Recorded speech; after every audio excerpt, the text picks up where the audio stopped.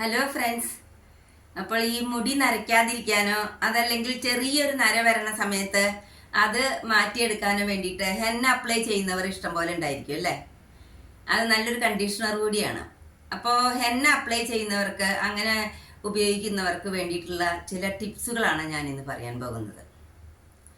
ഒന്നാമത്, നമ്മൾ ഹെന്ന ഉപയോഗിക്കുമ്പോൾ നല്ല കമ്പനിയുടെ ഹെന്നയായിരിക്കണം ഉപയോഗിക്കേണ്ടത്.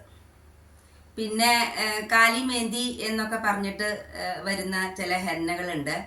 അതിൽ കെമിക്കൽസും അതല്ലെങ്കിൽ ഡൈകളൊക്കെ അതിലുണ്ടാവാൻ സാധ്യതയുണ്ട്. അതുകൊണ്ട് എപ്പോഴും ഉപയോഗിക്കുമ്പോൾ നാച്ചുറൽ ഹെന്നയായിരിക്കണം ഉപയോഗിക്കേണ്ടത്.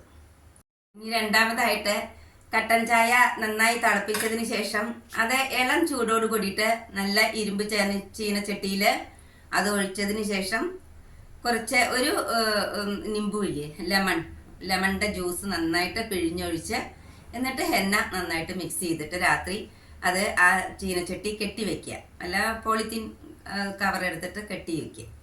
എന്നിട്ട് രാവിലെ നമുക്ക് തലമുടിയിൽ അപ്ലൈ ചെയ്യാം.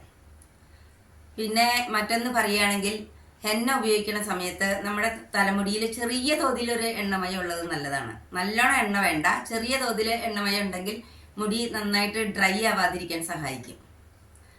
ഇനി പറയാനുള്ളത് എന്താന്ന് വെച്ചാൽ, ഈ പിറ്റേ ദിവസം നമ്മൾ ഈ ഇത് തേച്ചിട്ട് കുളിക്കുമല്ലോ, നമ്മൾ കുളിക്കണ സമയത്ത് നോർമൽ വെള്ളം ഉപയോഗിക്കുക, ചൂടുവെള്ളം ഉപയോഗിക്കാതിരിക്കുക.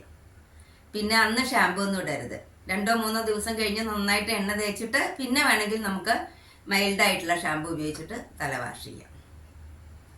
പിന്നെ ഹെന്ന ഉപയോഗിക്കുമ്പോൾ വളരെയധികം സൂക്ഷിക്കേണ്ട മറ്റൊരു കാര്യം എന്താണെന്ന് വെച്ച് കഴിഞ്ഞാൽ, നിങ്ങൾക്ക് 3 മണിക്കൂർ നേരെങ്കിലും ഈ തലമുടിയിൽ അത് തേച്ച് പിടിപ്പിച്ച് വെക്കണം, കെട്ടി വെക്കണം.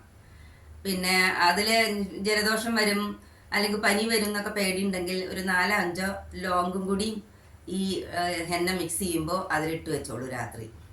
അപ്പോൾ കോൾഡൊന്നും വരാതിരിക്കാൻ അത് സഹായിക്കും. അപ്പോൾ ഹെന്ന ഉപയോഗിക്കുമ്പോൾ ഇത്തരം കാര്യങ്ങളൊക്കെ എല്ലാവരും ശ്രദ്ധിക്കണം.